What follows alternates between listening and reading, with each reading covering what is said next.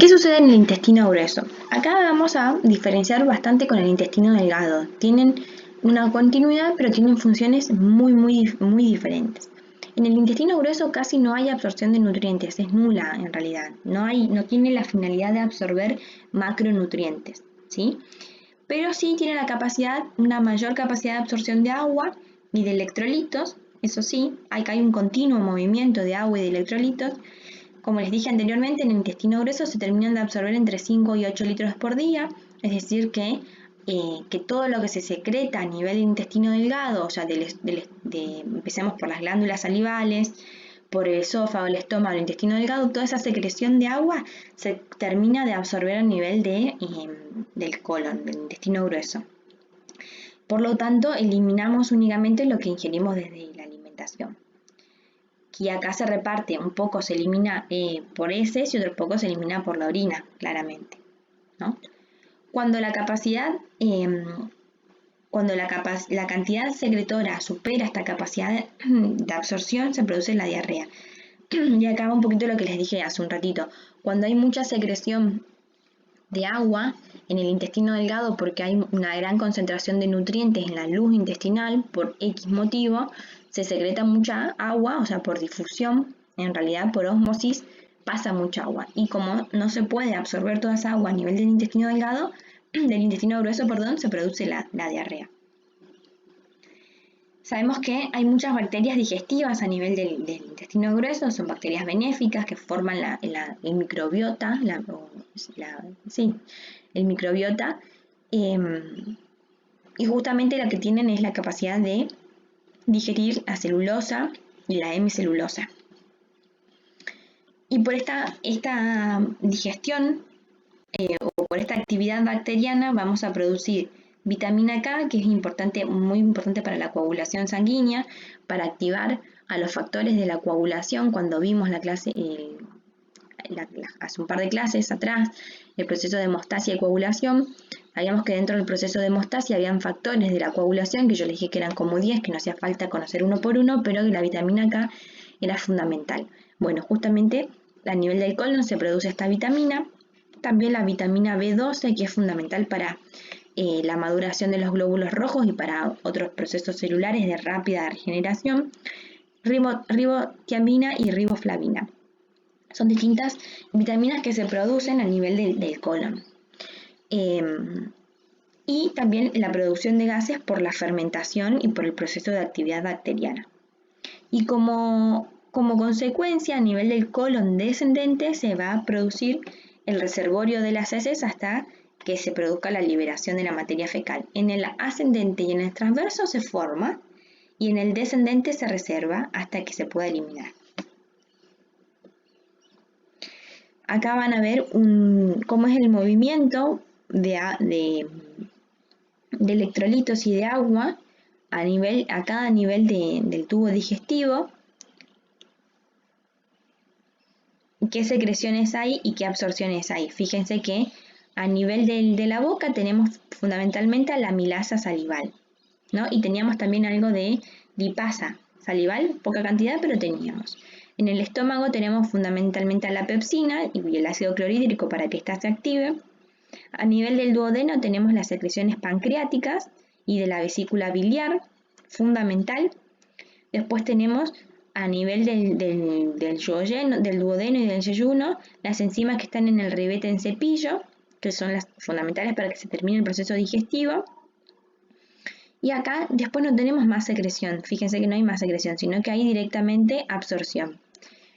A nivel del estómago lo único que se absorben son algunos medicamentos y el alcohol, que el etanol tiene un origen lipídico, entonces se va a metabolizar directamente como grasa y se absorbe a nivel del estómago. Y luego los cloruros, el hierro, calcio, magnesio, zinc, la glucosa, o sea los hidratos de carbono, los aminoácidos, las vitaminas, la vitamina C, tiamina, riboflavina, piridoxina, el ácido fólico, las liposolubles A, D y K, las grasas y el colesterol se van a absorber desde el duodeno hasta yeyuno e ilion. Y a nivel del ileum, en la porción más distal, se absorbe la vitamina B12 que está unida al factor intrínseco sintetizado a nivel del estómago. En colon se termina de absorber sodio, potasio, la vitamina K y el agua. Y fíjense cómo todo esto directamente pasan hacia la circulación general, que van a pasar hacia el hígado primero, van a ser depositados a nivel de la vena hepática, de la vena porta. Esta vena porta capta toda la circulación y todos los procesos digestivos del intestino delgado para llevarlo hacia el hígado. Del hígado pasamos por las venas cava hacia el corazón y del corazón lo distribuimos a toda la circulación. Así se da todo en la finalidad del proceso digestivo,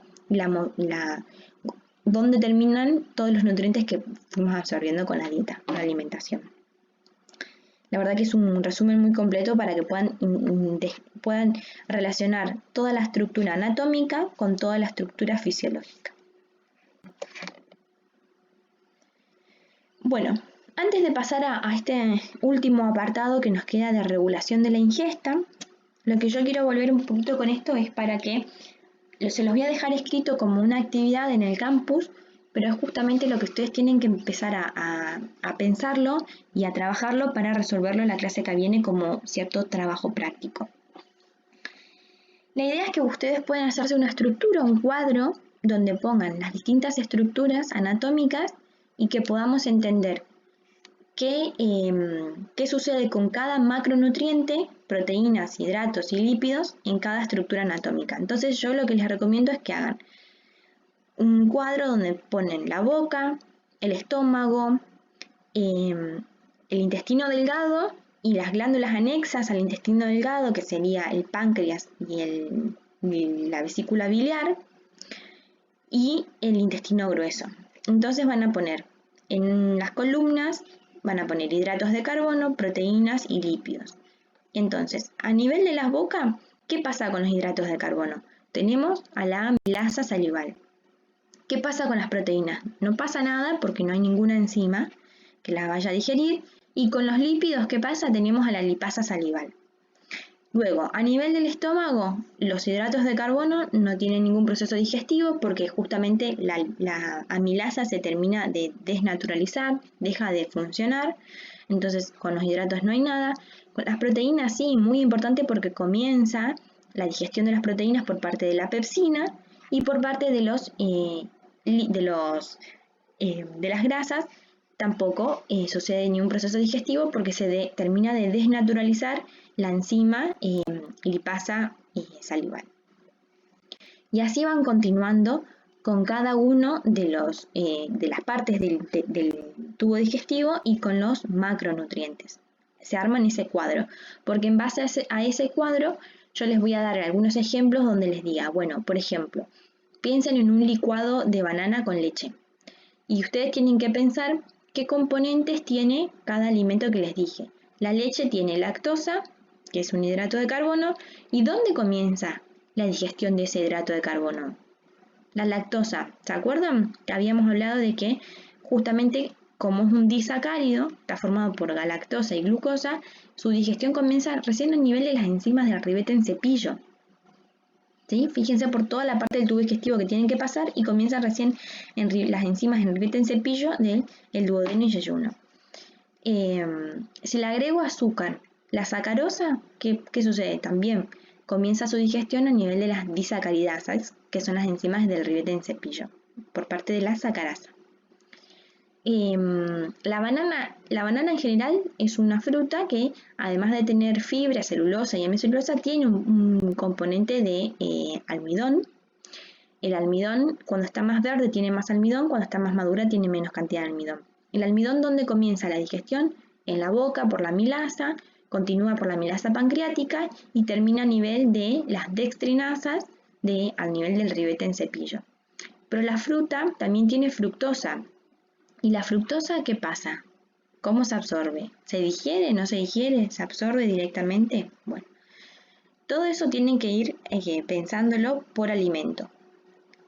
Un licuado de banana es fácil, pero si yo después les planteo, por ejemplo, unas pastas con boloñesa. Bueno, ahí tenemos los hidratos de carbono de las pastas, tenemos al tomate, tenemos a la carne de la boloñesa, tenemos a las grasas que tiene también la carne, al aceite que le pudimos agregar para preparar la salsa. Todo eso lo tienen que ir pensando. Yo les voy a plantear distintos ejemplos para que los puedan ir resolviendo. ¿Por qué es importante que se sepan distinguir dónde comienza la absorción, la digestión y donde se produce la absorción? Porque después, cuando ustedes vean distintas fisiopatologías donde van a tener dañadas distintas tal vez partes del tubo digestivo, tienen que saber elegir qué alimento pueden indicar a esa persona según qué estructura está dañada. Por ejemplo, algo muy básico es saber que si la persona tiene dañada o el estómago o la bilis, o sea, la vesícula biliar, que es súper importante para producir la emulsión de las grasas, esa dieta tiene que ser sí o sí muy baja en grasas, porque si no, no va a poder producir la digestión o no va a poder emulsionar las grasas, las enzimas del páncreas no van a hacer el efecto y esas grasas no van a ser absorbidas y además de no ser absorbidas van a producir diarrea.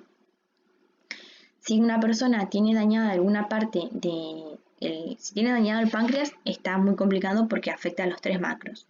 Pero si tiene dañado alguna parte del estómago y además afectada alguna parte del páncreas, no va a poder digerir las proteínas, por ejemplo.